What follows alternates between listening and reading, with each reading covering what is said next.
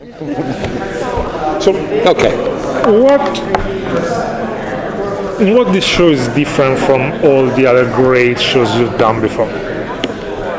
And I've done some great ones. Yes, definitely. Starting with The Sopranos, I would say. Yeah, the what? The Sopranos? Yeah, well, I was so in love with that series. And the Game of Thrones was pretty good. Not to mention other shows. But what makes this different is that it's a different show. And it's Mr. Mercedes, and it's mine creatively. I got the rights to the book. Steven sent me the book. I was immediately attracted to him writing in the detective genre, and the fact, as I said before, but is really true, he was writing about the monsters inside the people as opposed to around the people. And I thought, boy, for a limited cable series, that's great. And I called Steve and said, I want to do it. And there's this actor named Brendan Gleeson. You know him, right? He said, I love Brendan Gleeson in Bruges, and he started listing all his movies. I said, he's born to play Hodges, and his fate would have it he does. So I think, but I really saw this as a character-driven piece. It's twisted, it's dark. You guys have seen some of it? No, not yet. Oh, okay, well, you will. Can't wait to do that. Yeah, it's really good. Objectively, but it's very character driven. It's a character piece, and yet surrounded by this uber plot of this mystery. And I think that I wanted to do it in a very. We have a wonderful cinematographer, Armando Salas, that really gave it a great look, and yet I wanted it to be very honest and real, and not feel overly dressed or fancy. There's no action score. There's sound throughout it, moans and groans and sounds. And the only music we use are needle drops that are either one of the few things Hodges cares about is his vinyl collection. So he puts on some records that then become music that we use in a subsequent scene or whatever.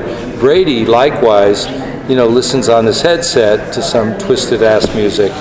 And so that really becomes the music of the show, which means that I wanted it to come from character. I wanted it to be these people. And I think, hopefully, that distinguishes the show. And so I think the writing, David Kelly, Dennis Lehane, the other writers, the actors, the look of the show, I think just distinguishes it, and I hope the audience finds it on the new platform, a relatively new audience network. Yeah, the audience has been around for a little while. A little while. But they really see this as they love this show. Yes. And they're very supportive of it. And I hope it brings more people to that circus tent, because they're great people. They're very, Dallas, AT&T, I figured, when this show gets pretty dark, aside from the first scene, the massacre that opens the movie, and is the fuse for the show. But the relationship between the mother and son and Brady and Deborah, it's like, we had a lot of foreign buyers who, whoa, in the screening, and it's not as if there's mother and son, open sex, but it's implied, and it's weird and dark and uncomfortable. And God bless AT&T, they just love the show. And, it's AT&T in Dallas. And I thought, whoa, is this, I know they read it, they know the book, but when they see it, are they going to goddamn freak? And they didn't. They're great. So, So, what makes this the right time for this show? And the wrong time. And the wrong time, given that there are massacre. Some, yes. Well, Stephen King was coming to visit us on Under the Dome in around 2008 or something. I totally lose track of the years. What year it is now, I hardly know. But Stephen came down and read in the newspaper about this job fair somewhere around there that people were mowed down by somebody driving, which I didn't register. And this was way before it became the modus operandi for terrorists around the world. And so that's daunting. And I felt in the same way that if you're going to show something on television, like one of the problems we had with Under the Dome was the network was very restrictive. It's like showing blood, people get shot, can't show blood. There's a difference between, and yet shows like The Walking Dead, I mean, come on. So I knew that if I was going to film this massacre, I didn't want to use an action score to goose it. I didn't want to do brilliant Sam Peckinpah slow motion. I didn't want to, I wanted it to feel raw and gritty like you were there. And not shy away from how horrific that would be. And I think our team pulled that off. And some people see it and go, wow, you know, in Europe are they gonna, it's only the first scene. But it's terribly upsetting. It would be upsetting if I was doing a Western that had nothing to do with this, what goes on in the world these days. It's horrific.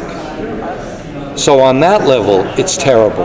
But to have it attached at all to what we have done, and yet I feel like we are honoring, and the next season is going to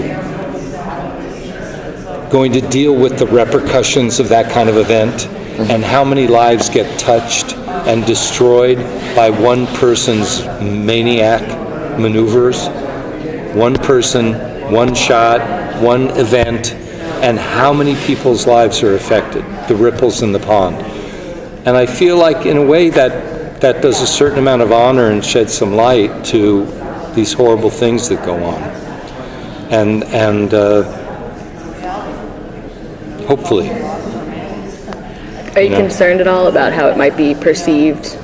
As sensationalizing that? Well, first of all, any critic who realizes the genesis of this project, Stephen King wrote the book back then, it came out it takes place in 2009, the massacre, and then it's 2 years later, 2011, during the economic downturn. I think if anybody, you know, there was this tragic old man who tragically ran down some people in Santa Monica losing control of his car. So that was just this freak, horrible accident. I suppose if somebody wants to shoot bullets at us, they can, and they can use that.